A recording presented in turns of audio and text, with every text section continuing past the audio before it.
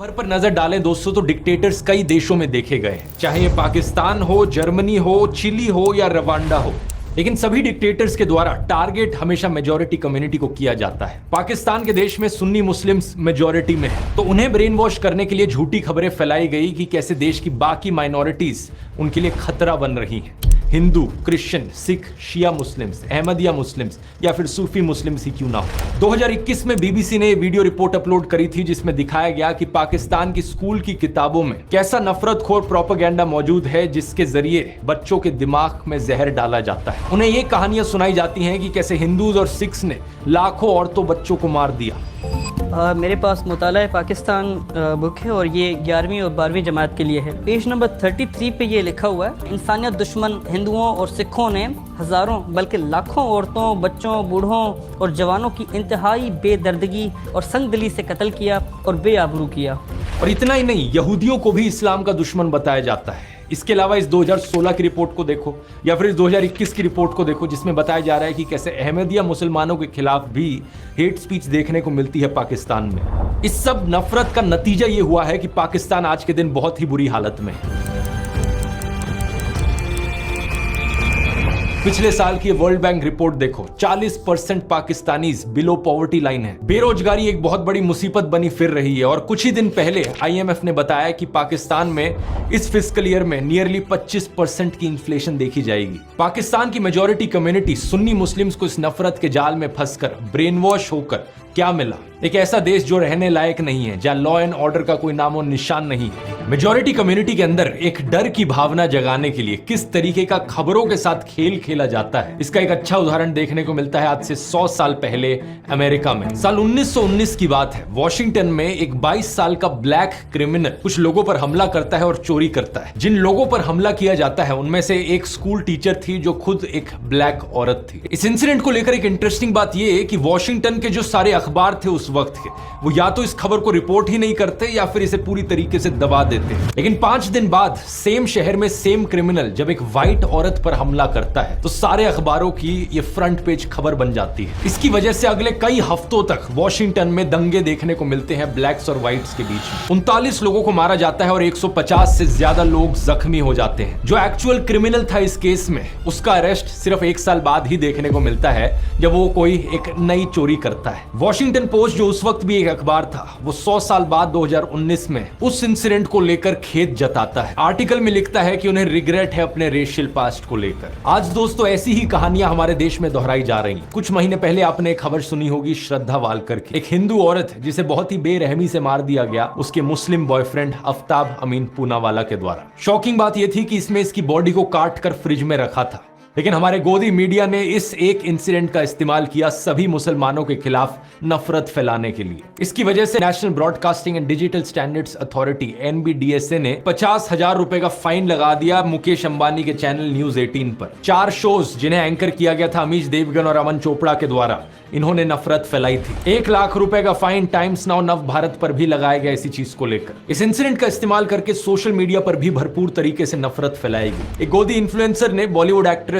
सोनाक्षी सिन्हा की photo upload करी उनके मुस्लिम दोस्त के साथ। श्रद्धा की खबर को देखते हुए शत्रुघ्न सिन्हा ने दहेज की लिस्ट से फ्रिज को हटा लिया है। सुदर्शन न्यूज ने एक प्रोग्राम चलाया जिसकी हेडलाइन थी, मेरा अब्दुल ऐसा नहीं है की हकीकत। एक और गोदी इन्फ्लुएंसर ने ट्विटर पर पोस्ट किया, आपका अब्दुल भी वैसा ही है। जी न्यूज ने ट्वीट करके प्रोग्राम चलाया, मेरा अब्दुल वैसा नहीं है वालों के लिए सबसे बड़ा सबक है ये केस। और ऑफ कोर्स व्हाट्सएप माफिया ने भी अब्दुल शब्द का इस्तेमाल करके बहुत सारे जहरीले मैसेजेस फैलाए। ये सारे पोस्ट और मैसेजेस सिर्फ एक चीज साबित करना चाहते हैं कि हर एक मुसलमान आदमी एक पोटेंशियल खूनी है। अब्दुल शब्द का प्रयोग यहाँ पर सभी मुसलमानों को डिनोट करने के लिए किया जा रहा था। कुछ ही दिन पहले एक और ऐसी खबर आई कर्नाटका से, जहां पर एक मुस्लिम आदमी फयाज ने एक हिंदू लड़की नेहा को मार दिया। एक बार फिर से ये सारे गोदी इन्फ्लुएंसर्स और व्हाट्सएप माफिया को चलाने वाले एक्टिवेट हो गए और सभी मुसलमानों के खिलाफ नफरत उगलने लग गए। मकसद सिर्फ एक, हिंदुओं को ब्रेन वॉश करो और हिंदुओं के अंदर डर बिठाओ कि हिंदू खतरे में है और हमें अगर इस खतरे से बाहर निकलना है तो मोदी को वोट देना होगा। अब जिन लोगों को ब्रेन वॉश ऑलरेडी किया जा चुका है उन्हें इस चीज में कुछ भी गलत नहीं लगेगा। वो कहेंगे क्या गलत है इसमें, ये मर्डर यहाँ पर हुआ, मुसलमान ने किया, ये सारे मुसलमान ऐसे ही होते हैं। उन्हें अगर आप बोलने की कोशिश करोगे तो सिर्फ 1-2 इंसिडेंट्स है, वो आपको 10 ऐसे इंसिडेंट्स गिना देंगे। शारदा आफ्ताब, नेहा फयाज, साक्षी साहिल खान, निकिता तौसीफ, अरशद प्रभा, अंकिता शाहरुख, रितिका सईद, मानसी दीक्षित, मुजम्मिल, इन सभी केसेस की लिस्ट सुनाने के बाद ये आपसे कहेंगे ये देखो कहा था ना मैंने, ये सारे मुसलमान ऐसे ही होते हैं, ये सारे के सारे पोटेंशियली खूनी होते हैं। क्या है इसके पीछे का सच, इस खबर को देखो। श्रद्धा वालकर के केस के 2 हफ्ते बाद एक और केस हुआ था पांडव नगर में। अंजन दास नाम के एक आदमी को उनकी पत्नी पूनम के द्वारा मार दिया गया और श्रद्धा के केस की तरह उसकी भी बॉडी को काट कर फ्रिज में स्टोर किया गया। इतना ही नहीं, इसके 3 महीने बाद इस खबर को देखिए। नजफगढ़ के पास मित्राऊ गांव में साहिल गहलोत ने अपनी live in partner Nikki Yadav को मार दिया। मारने के बाद उसकी बॉडी को अपने ढाबा में फ्रिज में रखा। सेम दिन उसने एक आदि भी कर ली। इन दोनों केसेस की डिटेल्स बिल्कुल वही श्रद्धा आफ्ताब केस वाली डिटेल्स हैं। सिर्फ एक फर्क, इन दोनों केसेस में कोई हिंदू मुस्लिम का एंगल नहीं है जैसा उस वाले में। इसलिए आपने इन खबरों के बारे में कहीं सुना ही नहीं होगा और ना ही मीडिया वालों ने इस खबर को चलाया होगा। इस रिपोर्ट को देखिए। बिहार के वैशाली डिस्ट्रिक्ट में अमन कुमार सिंह ने एक 17 साल की लड़की सोनम परवीन को मार डाला। हिंदू लड़का मुस्लिम लड़की, इसलिए गोदी मीडिया इसकी बात करेगा ही नहीं। न्यूज 18 हिंदी की वेबसाइट पर एक खबर जरूर छपी, लेकिन इन्होंने लड़के का नाम नहीं लिखा। बस ये लिखा कि हत्या के पीछे प्रेम प्रसंग की आशंका जताई जा रही है। यूपी के शामली डिस्ट्रिक्ट से इस खबर को देखिए। नाइमा उर्फ ईशा अपने घर से भाग गई और एक लव मैरिज करी अंशु के साथ। अंशु एक शार्प एज हथियार से ईशा पर हमला करता है और इसे मारने के बाद उसकी बॉडी कुएं में फेंक देता है। वहां के एसपी ने इंटरोगेशन के बाद बताया कि हस्बैंड अंशु ने अपना गुनाह कबूल किया। रसूलपुर गांव की इस न्यूज रिपोर्ट को देखिए।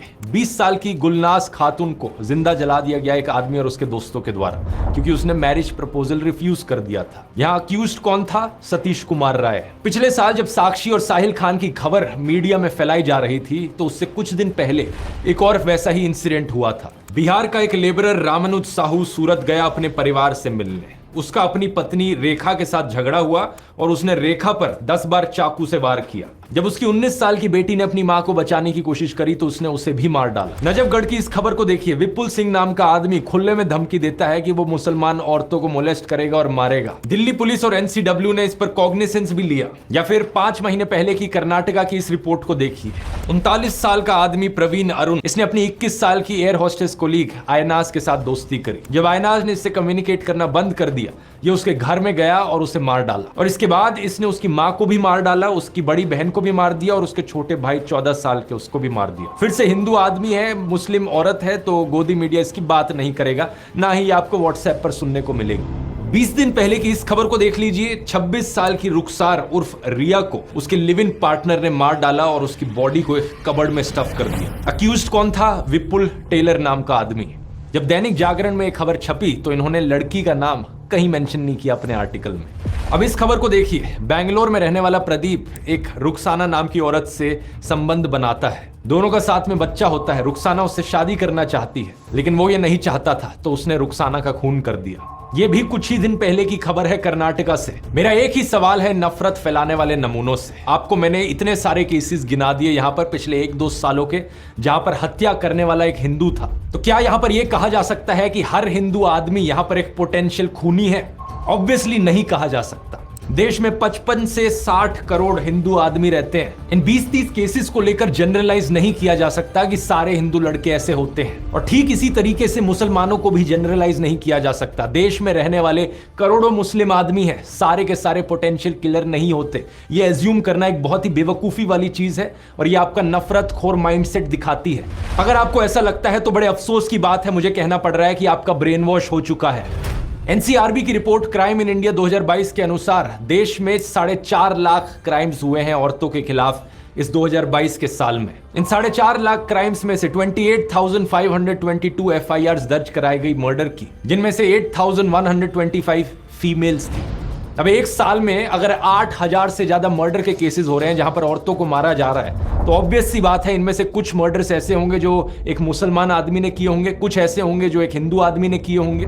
हर तरह के परम्यूटेशन कॉम्बिनेशन यहां पर आपको मिल जाएंगे। हिंदू आदमी हिंदू औरत, मुस्लिम आदमी मुस्लिम औरत, हिंदू आदमी मुस्लिम औरत या मुस्लिम आदमी हिंदू औरत। और सिर्फ हिंदू मुस्लिम ही नहीं, सभी धर्मों के आपको कॉम्बिनेशन मिल जाएंगे, क्योंकि 8,000 यहां पर बहुत बड़ा नंबर होता है। प्रॉब्लम यह है कि जिन लोगों का ब्रेन वॉश हो चुका है उनकी आवाज सिर्फ तब निकलती है जब उन्हें दिखता है कि हत्या करने वाला एक मुस्लिम आदमी था और जिसकी हत्या हुई वो एक हिंदू औरत थी। लेकिन इन सब लोगों के मुंह पर चुप्पी लग जाती है जब दिखता है कि यहाँ एक हिंदू औरत को हिंदू आदमी के द्वारा मारा गया या फिर एक मुस्लिम औरत को हिंदू आदमी के द्वारा मारा गया। किसी भी नॉर्मल इंसान में अगर इंसानियत है तो वो इन सभी केसेस के खिलाफ आवाज उठाएगा जहां जहां औरतों का अत्याचार हो रहा है। कोई भी सेंसिबल आदमी यहां पर कहेगा सरकार को कि यहां सारे क्राइम्स को क्यों नहीं रोका जाता जो सारी औरतों के खिलाफ हो रहे हैं। असलियत में सॉल्यूशन ढूंढने की जरूरत है इस चीज को लेकर। ऐसा तो होगा नहीं कि पुलिस एक एरिया को सेफ बनाएगी सिर्फ हिंदू औरतों के लिए और मुस्लिम औरतों के लिए वो एरिया अनसेफ रहेगा।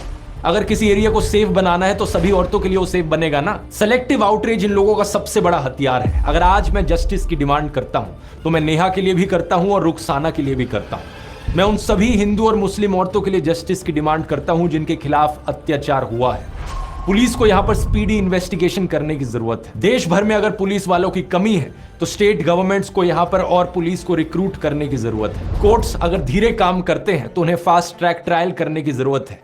तारीख पे तारीख देना उन्हें बंद करना होगा और खून करने वाला चाहे हिंदू हो या मुसलमान हो उन सबको स्ट्रिक्टेस्ट पनिशमेंट दी जानी चाहिए। अब मैं इन बीजेपी वालों को चैलेंज करता हूं कि ये सेम चीज बोलकर दिखाएं। इनका एक भी नेता एक भी कार्यकर्ता ये सेम चीज बोल नहीं पाएगा, हिम्मत ही नहीं होगी, क्योंकि अगर इन्होंने ये चीज बोल दी तो इनका पूरा का पूरा सिस्टम खत्म हो जाएगा। हिंदुओं को ब्रेन वॉश करने का इनका यही तरीका है और इसके बिना इनका धंधा ही नहीं चलेगा। अरे किसी और धर्म की औरत को लेकर जस्टिस की डिमांड करे वो तो बहुत दूर की बात है। ये हिंदू औरतों के लिए भी जस्टिस की डिमांड नहीं करेंगे अगर इन्हें दिखा कि बीजेपी इन्वॉल्व है कहीं पर। अगर किसी हिंदू औरत को किसी हिंदू आदमी के द्वारा मारा गया किसी बीजेपी रूल्ड स्टेट में या किसी कल्प्रिट का कोई बीजेपी कनेक्शन निकल जाए तो इनके मुंह बिल्कुल बंद हो जाते हैं। दिसंबर 2019 में देख लो क्या हुआ था जब farmer BJP MLA Kuldeep Singh को कॉन्विक्ट किया गया किडनैपिंग और मोलेस्टिंग के केस में। इस केस में बहुत से विटनेसेस की मौत हो गई थी और इनके कार्यकर्ताओं ने क्या किया, इनके सपोर्ट में रैली निकाली थी। विधायक जी सरासर निर्दोष हैं, उनको फंसाया जा रहा है। कुछ महीने पहले एक IIT BHU का केस हुआ जहां पर 3 अक्यूज थे, कुणाल पांडे, सक्षम पटेल और अभिषेक चौहान। ये बीजेपी IT सेल की वाराणसी यूनिट का हिस्सा थे। इन्होंने अपनी फोटोज पोस्ट करी थी JP नड्डा के साथ, अनुराग ठाकुर के साथ, UP CM आदित्यनाथ के साथ। क्या लगता है आपको यहां पर किसी हिंदू औरत की इन्हें चिंता थी? बिल्कुल नहीं थी, क्योंकि इस केस में इनके खुद के लोगों पर आरोप लगा था बलात्कारी का। उत्तराखंड का ये केस देख लो, 19 साल की अंकिता भंडारी का। ये एक रिजॉर्ट में काम करती थी और इस रिजॉर्ट के owner farmer BJP politician Vinod Arya के बेटे पुलकित आर्या थे। इस पर इल्जाम लगा कि इसने अंकिता को मोलेस्ट किया और उसकी हत्या कर दी। लड़की के पापा को एक से दूसरे पुलिस स्टेशन तक भागना पड़ा FIR रजिस्टर करवाने के लिए। कुछ एक्शन सिर्फ तब लिया गया जब लोकल न्यूज पोर्टल जागो उत्तराखंड में इस मर्डर को हाईलाइट किया था। लेकिन बाद में पता है क्या हुआ, इस न्यूज पोर्टल के जर्नलिस्ट आशुतोष नेगी को ही पुलिस अरेस्ट कर लेती है ये कहकर कि इसके इंटेंशंस पर हमें शक होता है। अंकिता भी हिंदू थी, लेकिन क्या व्हाट्सएप पर आपने इस मैसेज को पढ़ा? कभी नहीं पढ़ा होगा, क्योंकि इनका माफिया चल रहा है। श्रद्धा वालकर के केस में तो मुस्लिम ऑर्गेनाइजेशन जमात-ए-इस्लामी हिंद ने उसे कंडेम भी किया और किलर को लेकर हार्शेस्ट पनिशमेंट भी मांगी। नेहा फयाज के केस में अंजुमन-ए-इस्लाम कम्युनिटी के मेंबर्स ने कर्नाटका चीफ मिनिस्टर को लेटर भी लिखा, ये कहते हुए कि हम अक्यूज फयाज के खिलाफ सिवियर पनिशमेंट की मांग करते हैं। लेकिन जो व्हाट्सएप फॉरवर्ड्स आपके फोन में हर दिन हर शाम को आ रहे हैं, वो व्हाट्सएप फॉरवर्ड्स आपको ये चीजें नहीं बताएंगे, क्योंकि उनका मकसद सिर्फ आपको ब्रेन वॉश करना है। वो सिर्फ आपके दिल के अंदर डर की भावना जगाना चाहते हैं कि आपको डर लगे मुसलमानों से और फिर इस डर के मारे आकर आप मोदी को वोट दो।